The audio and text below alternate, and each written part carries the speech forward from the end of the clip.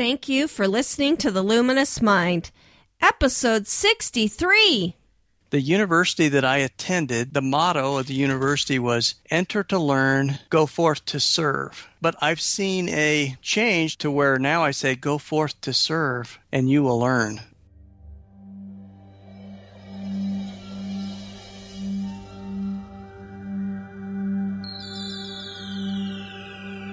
Benjamin Franklin once said, "Do not curse the darkness, rather light a candle instead."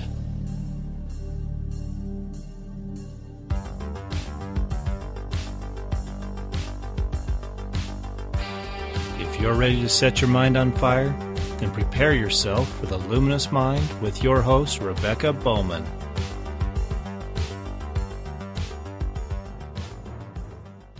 Today's fire starter is Cameron C. Taylor. Cameron is a best-selling author, highly sought-after speaker, and entrepreneur. Cameron is the author of 9 books, including the international bestseller, 8 Attributes of Great Achievers. Cameron graduated with honors from the Marriott School of Management at Brigham Young University and is the founder of several successful companies and charities. Cameron is the recipient of the Circle of Honor Award for being an exceptional example of honor, integrity, and commitment. Cameron's books and lectures have been endorsed by Ken Blanchard, author of The 1 Minute Manager, Dr. Stephen R. Covey, author of The 7 Habits of Highly Effective People, Rich DeVos, owner of the Orlando Magic, Dr. William Danko, the author of The Millionaire Next Door, and many others. Cameron lives in Rigby, Idaho with his wife and children. Welcome, Cameron. Thank you for having me on. And more importantly, he is the husband of Paula Taylor, which was episode number 32. And he's an excellent mentor. I've had him mentor my oldest son, and he just absolutely loved him. I think he stayed after class all the time asking questions about stuff. So I've told our audience a little bit about you. Do you want to tell them a little bit more? Well, I think that introduction said more than needed to be said, but it is humbling to hear the introduction. It reminds me of before I was a best-selling author and successful entrepreneur when I was, struggling to find work, and I received rejection after rejection. I still have a file of dozens of jobs that I was rejected from after I'd graduated from business school. And I remember applying for a job at Sears call center. The pay at the time was $6.50 an hour. Wow. And they seemed to hire everyone. And again, I was like, well, having some work is better than no work. I graduated with honors from the business school there at BYU, and yet I couldn't find a job. I applied. They hired, seemed like everyone but me, but even there at the $6.50 call center, I was rejected and not hired. And so I always remember that I am the man who could not get a job for $6.50 an hour. Oh, boy. And so anything I have become, anything I have accomplished is because of the Lord Jesus Christ. And so I say I haven't accomplished anything. That all praise, glory, honor goes to God. That's awesome. Because I just strive to be an instrument in His hands. And if He can use me to be an author, a teacher, mentor, business owner, then that shows His greatness, not my greatness. Because I always remember I'm the man who couldn't get hired at the Sears call center. So that's who I am. Oh, gosh. Well, we talked a little bit about your higher learning education. What was your personal educational experience like? I grew up in a small town in Eastern Oregon, Ontario, and so I went to the public school there. So I went through the elementary school and the middle school and the high school there. So I graduated from high school there. I guess looking back at it now, I see a few great teachers mixed in there, but I think it was just, you kind of just went through the system and did what everyone else did. So it was once I broke out of the system and started to see there was better ways to do things that I really started to become educated. Now I say I don't let, when I went to college, I never let my education, my schooling get in the way of my education. Isn't that the truth? So I didn't always understand that growing up. It was just kind of getting through it. But by the time I was in the college age, I learned much more outside of college during those college years than I did inside the formal education at the university. So That's great. We've kind of talked a little bit to Paula about, why you chose to homeschool. What's your story behind that with why your family chose to homeschool? Well, looking at the, traditional education and a lot of the public education, when we saw what was really important and the things we wanted to teach our children, that a lot of that wasn't the focus or the emphasis or didn't exist at all in the curriculum of the public schools. So we feel that the most important thing for a child to learn is faith. As my story starting out, that I hope I can teach my children to be an instrument in the hands of God. If they learn how to do that and how to exercise faith and develop the talents and gifts that God's given them and to utilize those gifts to make the world a better place and to build the kingdom of God and prepare for the return of the Savior Jesus Christ, well, those are the things we wanted to teach and mentor and model for them. And that's really not part of the core curriculum of the public education system. So as we started doing those things in our home, outside of our oldest son went to private school and also did go to public school. But we just kept feeling like we needed to be more involved in that education, not turn it over to someone else. And the impressions and promptings as we prayed about what the Lord would have us do in teaching our children became very clear to us that the best path was for us to take an active role in teaching them at home and focusing on teaching them faith and teaching the gospel of Jesus Christ. So. Well, and I love what you're saying. You can have all the education in the world, but if you don't have the character and the inclinations to make good choices and to, like you said, serve God and some of those things, some of that knowledge it's wasted and it's put to evil uses. It's not always the best anyway. You got to have those character lessons first. Yeah, and that's what we saw. My wife and I have been very involved in leadership development for ourselves, but also teaching others. And that's actually where we met, was in a Christ-centered leadership course. And to see that as a part of the curriculum, that character development, leadership development is such a small portion of the curriculum. And now, I've written several books on character development and have developed curriculums for various schools that use that curriculum. So we've made that a part of our home curriculum as well, to see we want to help them become and develop those positive character attributes of integrity and vision and responsibility and hard work. And where we control the education, we can make that a core part of the curriculum and emphasis of what we do as a family. So what is your role? Paula talked about how you're home, you do your business from home, and you're all home together. What is your role in homeschooling your kids? Yeah, when we built our home here in Rigby, I built the home office here because I wanted to be home. And the nature of my businesses made it. I'd structured the businesses in such a way as I built them so I could do that. And I've looked at, for me, I wanted to have that active role with my children. And my wife has many times asked, was like, I just am worried that the children are interrupting you too much, because they will come in here all the time. They'll ask a question or they'll ask what I'm doing. And I was like, unless the door's closed, they're always welcome to come into my office and they can show me what they were working on, ask a question, or sometimes they'll come in and ask if I want to go play a game of baseball or play soccer or play a game of darts up in the game room.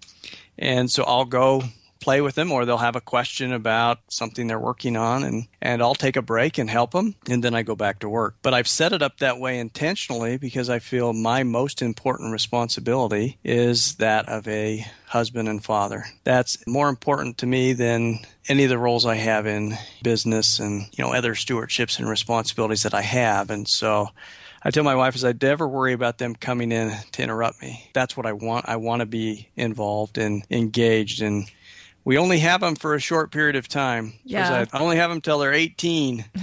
Well, you can work anytime after that, right? And that's what I say. I was like, and I can expand and grow and do some of the other businesses once they're gone and put more focus on that. And I don't travel a lot intentionally because I don't want to be away from the family. Once I love to travel. I love to go out and speak at the different conventions and conferences and teach. And so once all the kids are out of the house, I'll do that more. But now I say the focus and emphasis is on teaching the children and being here and also involving them in what I'm doing. I think that's a part of their education. is to see that they know what their dad does. I'm amazed at how many kids don't know what their dad does. I remember one of my friends at BYU, I remember we went to visit, he was from San Diego, and we went to San Diego for spring break one year in college, and he was talking with his dad. He said his dad was a CEO of a bank, very successful. He says, I thought all my dad did was just sign papers. And so that's what, when people ask, what does your dad do? He says, well, he has a big stack of papers in one pile, and he signs them and puts them in another pile. That's what he thought his dad did. That's funny. And so he missed out on so much that he could have learned from, and he did when he was older, he did learn about what his dad did and now does work with his dad, and they're in business together. So as they come in, they get to see me writing. They'll ask what I'm working on or how I do something. And so it gives opportunities to teach them about, or if they see that I have an order. Like today, I just had an order of 2,000 books that was ordered from England. So my son Mitchell's asking me, he's like, well, how do you get the books there? Well, how much money are you going to make on that sale? And so I can go through those numbers with him, and we can talk about the product costs and the margins and the fulfillment and the shipping and all those little things. He starts to see, how that business works. And I remember there was one time when Mitchell was in public school, he came home one day and he's like, Dad, I wrote a book today. Did you write one today? I was like, no, I didn't get one done today, but I did work on a portion of one. So. Well, that just sounds like a slice of heaven to me, because Americans used to grow up working right alongside their children and their children working right alongside their parents, and it is a travesty. So how has your paradigm or educational philosophy kind of changed over time and with experience? It does evolve and develop so I say being a parent is harder than any business I've ever ran. That's the thing. Being a CEO of various businesses and companies is easy compared to being a homeschooling parent. Just there's so much to learn to succeed in, and the same with education and teaching. It's like I've now been teaching for decades, and yet I feel like I know still so little about being a great teacher. And so I'm still continually trying to learn how to teach and how to learn.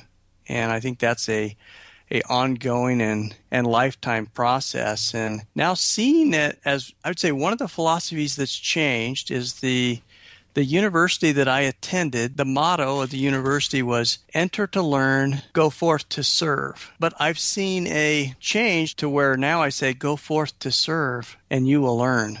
And so I want my children to be engaged in service and learning. And it's like, I've never taken a writing course. As people say, well, could you teach someone how to write or to become an author or to become an entrepreneur? I learned it by doing it.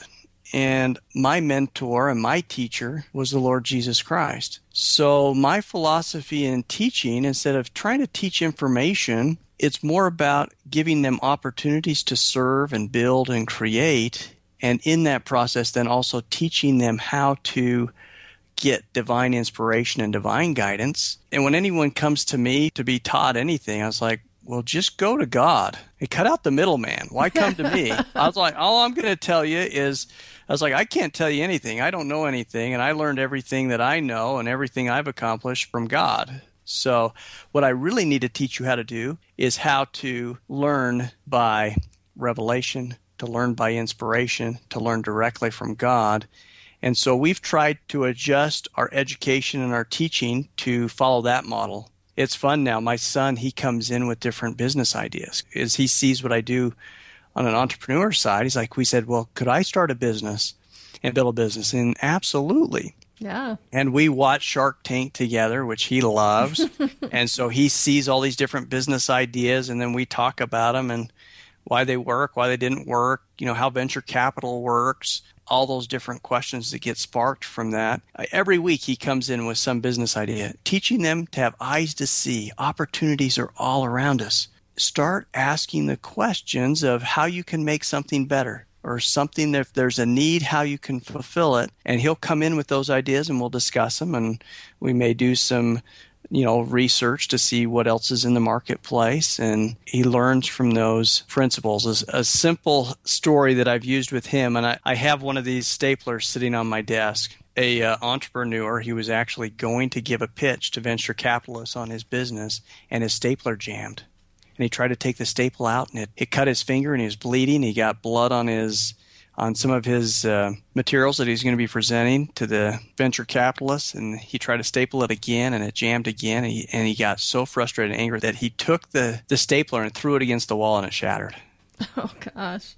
But again, how many of us have had that experience with a stapler jamming on us? Yeah. Well, thousands and thousands of people. But then he said, what if I could make a better stapler? And he then said, well, what if I could take staple gun technology and put it into the stapler? And he didn't know how to do that technically, but he partnered with an individual who developed a staple gun for Black & Decker, and they modified that technology, patented it, and put it into a stapler. It's amazing. You can staple now through 25 sheets of paper in just a simple click. And he now sells tens of millions of staplers and dominates the stapler market. Now, a product that hadn't changed in 100 years, a problem that tens of thousands of people has experienced, but he saw it differently. He said, how can I make it better? How can I find a solution? So I use that example to help say, son, you need to have eyes to see. There was tens of thousands of people that saw that problem with the stapler, but there was one guy who had eyes to see it as a business opportunity and now has sold tens of millions of staplers from that simple idea. And so it's fun to see as he starts bringing in those ideas, and he has that entrepreneur spirit where he wants to create and build a company. And I think a lot of what made America great were these family-owned businesses. Like you said, where the father and the sons and the daughters and their fathers were working together as a family building a business. And that's becoming more and more rare. But I think that's, as a society and as a country, the more we could get back to that, the better it would be for our nation and for our families and our children. So. Yeah. Well, and I think part of the thing that we lost with sending our kids away is the ability to parent, really to be good moms and dads. What advice would you give to dads and to be more involved in their children's lives? I remember a question that was asked when they were at church on Father's Day. They asked the kids to write what they liked about their dad, and all three of them gave the same answer. They said, I like my dad because he plays dog catcher with me. Now, dog catcher is a game, it's a version of tag that we've kind of developed as a family, and it's a game the kids love to play. And we've played that for years and years and years, and still now. Even with my oldest son being 12, they still love to go play dog catcher. Or when the neighborhood kids come over or all the cousins come over, they'll come to my offices like, hey, can you come out and play dog catcher with us? And so I go and play. And I think playing with your children creates a bond and a love that then in those other situations when they need something, when they have a question, when they need some direction, that I have that bond in the relationship with them to be able to mentor and direct them because I have that strong bond that comes from just playing together. Yeah. You took what was important to them and listened to them and acted on it. And then I think they are more apt to take what you're saying, and listen to it when the roles are reversed. Is that what you're saying? Yeah. And something as simple as that. So you think that was the thing that stood out to them of what they really enjoyed about their dad were those times that I play that game of tag. Now, to me, yeah, I still have fun and do that, but you see how important that is to the children. Yeah. And a lot of times as adults, we don't see that. We just see, there's something else that's more important to do. And a lot of times just playing is the most important thing we can do, to have that focused time. And that's the other thing, when I'm playing, to say, no, I'm not looking at my cell phone. I'm not checking my texts or my emails or taking calls, that I am engaged 100% with them. Yeah, and they know that. They see that. That's great. So as homeschoolers, we get the big question about socialization. I think a lot of people don't realize how important a father is in your children being, well socialized. What do you think about socialization, and what do you think it means to be socialized? Well, my children are in a home with my wife, Paula, so they get plenty of socialization. That's what I learned how to be social from my wife. Yeah, she's a lot of fun. I would say I was very awkward socially at the start of my college days, and that's what even Paula, as we first met, she's like, "You were weird." I was like, "I know." And but I learned from watching her of how she interacted with people and how loving and genuine and she was, and I was always amazed at how she could connect with people and becomes friends with people, and I watched that and did get better at it myself. So I think a lot of the children will learn that socialization from watching how their parents interact with various people. Yeah, that's always an interesting comment with homeschooling, where that stigma that they're going to somehow be awkward socially, and I haven't seen that as a case at all. Yeah. Yeah. Well, like you said, you went to public school and you still struggled socially. So it's not something that just comes naturally just because you send your children away. No, it's something that has to, it's for me, there was definitely social skills that I had to learn, but you don't learn them by default just because you're in. That is a weird misconception that somehow those that are in the public school will learn the social skills better than those who are in the home. I was like, the children will learn the social skills that are taught and modeled by their parents and by their peers, but it still needs to be taught and modeled. So exactly. So kind of to do with that, what do you think the most important role for a father is in the home? I mean, we see that a lot in our society nowadays, where one of the things that really bothers me is it doesn't matter which kind of show you turn on, sitcoms and any type of show, we are honestly, belittling men and saying things about them that necessarily, you wouldn't say about a woman. You couldn't say about a woman, or else you'd be strung up on the 5 o'clock news. But what is the specific role of fathers in the home? Some people don't even think they're necessary anymore. Yeah, a father is to lead. I think one of the greatest things a father can do for his children is, one, to love his wife and to show that, to model that example of how a husband and wife work together, how they love each other. And they then see that as a model and pattern. Because again, you start seeing, like I said, on the TV, the media, and now even in the world, a husband and wife happily married for decades upon decades, with one marriage from marriage till death and on into eternity. I mean, that is becoming a rare occurrence. So I think for the children to see that model of how a family is supposed to run, and it is supposed to be run with a father and mother working together and leading and directing the family. And I think one of the other keys for a father is unconditional love. That if the children can know that my dad loves me and I can go to him with any question, any problem, that he will be my greatest champion. He will help me. He will assist me. And he will not, judge me or condemn me.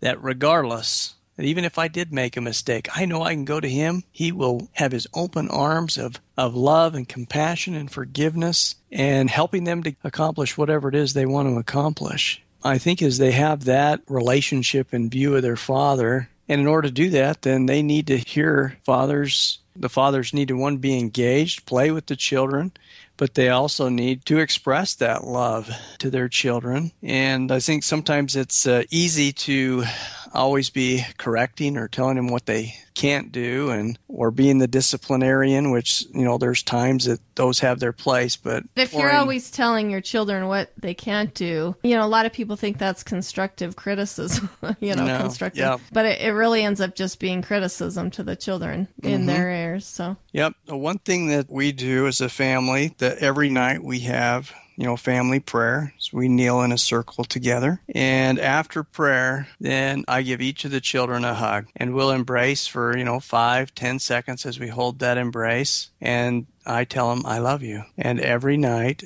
as we know, we say our prayers every night, that then has become a pattern that they know. And if sometimes we break or forget, it's nice because now they know. And if I don't remember, they'll remember. So, hey, Dad, I didn't get my hug.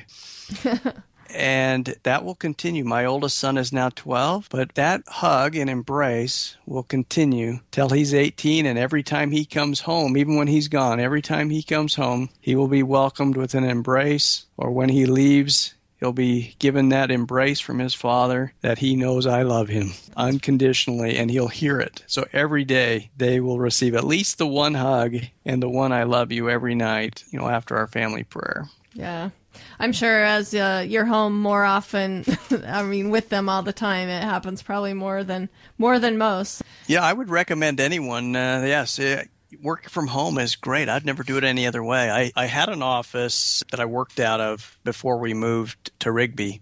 One of the things I do miss, that was one of the fun moments when you would come home from work and the kids would run to you and welcome you home. That was exciting. I missed that moment. Now I get those moments all throughout the day as I get to interact and see them. And so now I wouldn't do it any other way. If it's possible to work from home, it's the way to go. And the commute is very nice. Just walking I love that commute. It's like I'd rarely be, a lot of days I don't even put on shoes. And so the kids have got used to me being around a lot. And so one day I was actually going on a business trip, and kids are perceptive, and I actually put my shoes on in the morning, which is rare. I hadn't really noticed it was rare, but my daughter started to cry.